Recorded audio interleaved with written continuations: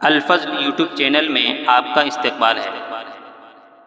اس channel پر روزانہ قرآن پاک کی ایک آیت تلاوت مع ترجمہ اور مختصر تشریح پیش کی جا رہی ہے۔ ویڈیو اپلوڈ ہونے پر نوٹیفیکیشن پانے کے لیے اس چینل کو سبسکرائب کریں اور بیل آئیکن ضرور دبائیں۔ السلام علیکم ورحمۃ اللہ وبرکاتہ۔ میرے دینی و ایمانی بھائی اور بہنوں، سورہ مائدہ آیت نمبر 90 پیش خدمت ہے۔ اعوذ باللہ من الشیطان الرجیم۔ یا ایہا الذین آمنوا انما الخمر والمیسر والانصاب والازلام رجس من عمل الشیطان فاجتنبوه لعلکم تفلحون۔ اے ایمان والو، بات یہی ہے کہ شراب اور جوا اور بت وغیرہ اور قرآن کے تیر یہ سب گندی باتیں شیطانی کام ہیں، سو ان سے بالکل الگ رہو تاکہ تم فلاح پا سکو۔ حضرات، خمر کا لفظ عربی زبان میں انگوری شراب کے لیے استعمال ہوتا تھا، اور مجازی طور پر گیہوں، جو، کشمش، کھجور اور شہد کی شرابوں کے لیے بھی یہ لفظ بولتے تھے، مگر نبی کریم صلی اللہ تعالی علیہ وسلم نے حرمت کی اس حکم کو تمام ان چیزوں پر عام قرار دیا جو نشہ پیدا کرنے والی ہیں۔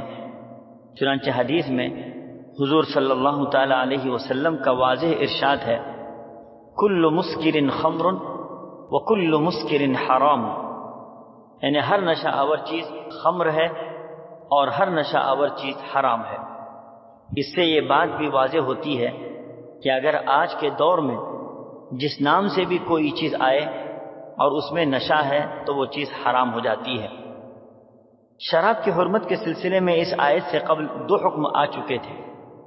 شراب کا جب یہ آخری اور قطعی حکم نازل ہونے سے قبل نبی کریم صلی اللہ تعالی علیہ وسلم نے ایک خطبے میں لوگوں کو متنبہ فرما دیا کہ اللہ تعالیٰ کو شراب سخت ناپسند ہے، بعید نہیں کہ اس کی قطعی حرمت کا حکم آ جائے، لہذا جن جن لوگوں کے پاس شراب موجود ہے وہ اسے فروخت کر دے۔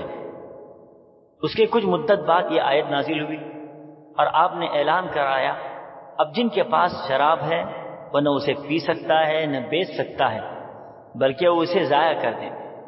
چنانچہ اسی وقت مدینے کی گلیوں میں شراب بہا دی گئی۔ ابن ماجہ کی ایک حدیث میں رسول کریم صلی اللہ تعالی علیہ وسلم نے ارشاد فرمایا، شارب الخمر کعابد الوثن، یعنی شراب پینے والا ایسا مجرم ہے جیسے بت کو پوجنے والا۔ حضرت ابن عمر رضی اللہ تعالی عنہ کی روایت ہے کہ حضور صلی اللہ تعالی علیہ وسلم نے فرمایا، اللہ تعالیٰ نے لعنت فرمائی ہے شراب پر، اس کے پینے والے پر، پلانے والے پر، بیچنے والے پر اور خریدنے والے پر۔ بہرحال شراب کی سخت حرمت ہے اور یہ گناہ کبیرہ میں شامل ہے۔ شراب اور اس کے علاوہ جو چیزیں حرام ہیں ان میں سے چند چیزوں کا تذکرہ کرتے ہوئے قرآن کہتا ہے، والمیسر یعنی جوا، انصاب ان پتھروں کو کہتے ہیں جن پر مشرکین اپنے جانور چڑھایا کرتے تھے اور انہیں وہیں ذبح کیا کرتے تھے۔ ازلام ان تیروں کو کہتے ہیں جن میں وہ فال لیا کرتے تھے۔ ان مذکورہ تمام چیزوں کے متعلق کہا گیا کہ یہ رجس من عمل الشیطان، یعنی یہ سب گندا کام ہے اور شیطانی اعمال میں سے ہیں۔ یہ چیزیں فطرت سلیمہ کے نزدیک گندی اور قابل نفرت ہیں اور شیطانی جال ہیں جن میں پھنس جانے کے بعد انسان بے شمار مفاسد اور مہلک خرابیوں کے گڑھے میں گر جاتا ہے۔ حکم دیا گیا کہ فاجتنبوہ، یہ چیزیں جب ایسی گندی اور خراب ہیں تو اس سے بچو، لعلکم تفلحون، تاکہ تم دنیا و آخرت کی فلاح پا سکو، اور دنیا و آخرت کی کامیابی و فلاح اسی پر موقوف ہے۔ یہ تھی مختصراً آیت کی تشریح۔ اللہ تعالی ہم سبوں کو ہر برائی اور خرافات سے محفوظ رکھے، آمین۔ وآخر دعوانا ان الحمد للہ رب العالمین۔